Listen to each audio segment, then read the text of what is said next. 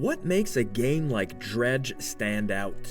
How can a fishing game feel so unsettling, so gripping, that you can't help but play one more night just to see what's lurking beneath those waters? Welcome back to Great Game Design, where we break down some of the most brilliantly crafted games in the industry. Today, we're going to dive deep into Dredge, a game that mixes the peaceful serenity of fishing with an ever-growing sense of dread, mystery, and light horror.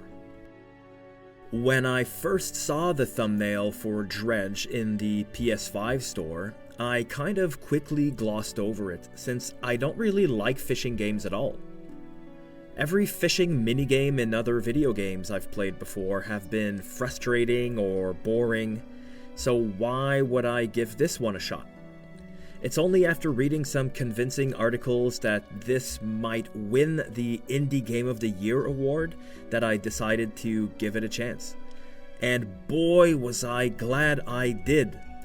Honestly, this is one of my favorite games of all time, and it's a shame to think that I almost missed it because of a prejudice I had against fishing games.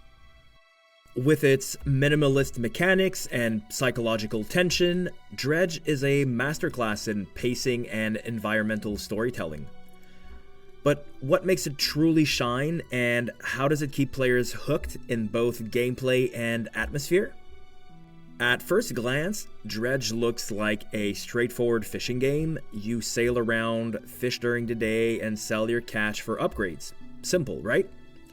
But the magic lies in how it builds tension step by step. Just like in the game Cocoon, which I reviewed in my last video for this great game design series, simplicity reigns. Dredge doesn't overwhelm you with mechanics. Instead, it focuses on core gameplay loops that are easy to grasp. Sail, fish, upgrade. Sail, fish, upgrade. Yet, as you progress, layers of complexity unfold. Night brings unseen horrors, fog obscures your vision, and something is wrong, but you never really know what.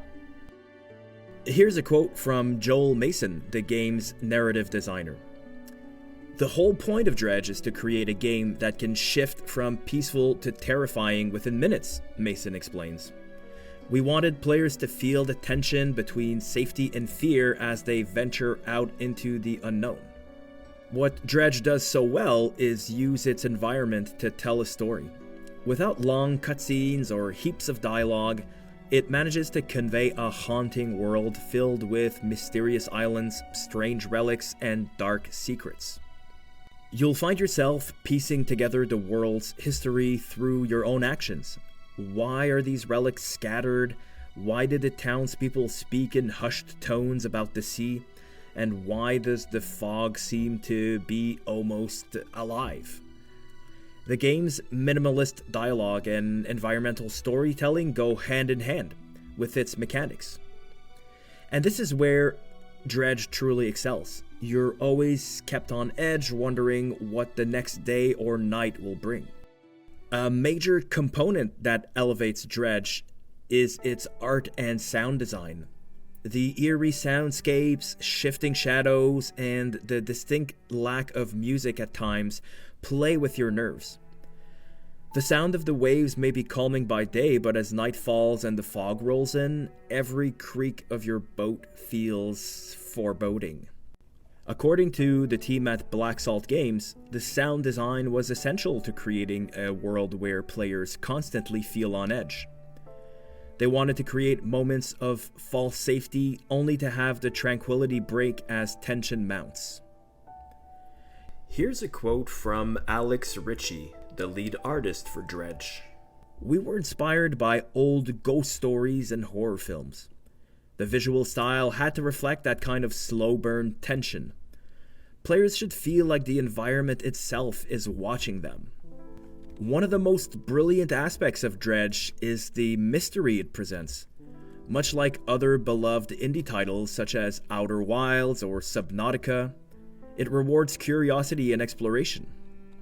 The deeper you go, the more the game encourages you to push your luck. This is where the tension really shines, Should you stay out a little longer to catch a rare fish, or head back to shore before nightfall brings its horrors? That push and pull between reward and risk is what keeps players coming back. It's a delicate balance that Dredge nails through its slow, deliberate pacing and escalating tension. Of course, no game is without its flaws. While Dredge excels in many areas, some players have noted that the game can become a bit repetitive after a while. It's a pretty short game, you should get it done in about 10 hours or so, but you'll often find yourself sailing back and forth between locations, which some players say can feel tedious. It's a small gripe in an otherwise engrossing game, but it's worth mentioning. The pacing can occasionally falter when you're forced to backtrack, especially when you're itching to uncover the next mystery. Personally, I didn't care because I was having so much fun with it. In my last video, I made a point to say that even though I thought Cocoon was a fantastically designed game, it didn't have that 10 out of 10 fun factor that Dredge did for me. In this case, great game design definitely translate into amazing fun. And I don't think it's just a genre change, really. It's not that I just don't like puzzle games, because I typically don't like horror or fishing games either, right? But this blend was just a chef's kiss for me. It really hit home. So, why does Dredge deserve to be recognized as great game design? It's a masterclass in tension, atmosphere, and pacing, all wrapped up in deceptively simple mechanics. The way it encourages exploration while slowly unraveling its mysteries is what makes it so addictive.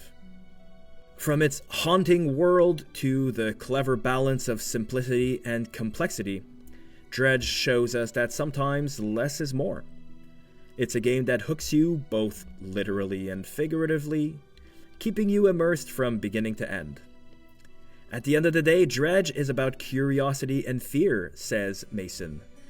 We want players to feel like they're never quite safe, because that's when the game truly becomes memorable.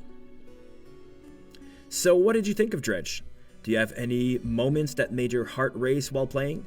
Let me know in the comments below, and if you like this type of content, don't forget to like and subscribe for more episodes of great game design. I've got plenty more eerie, fascinating, and downright brilliant games to talk about. See you in the next one.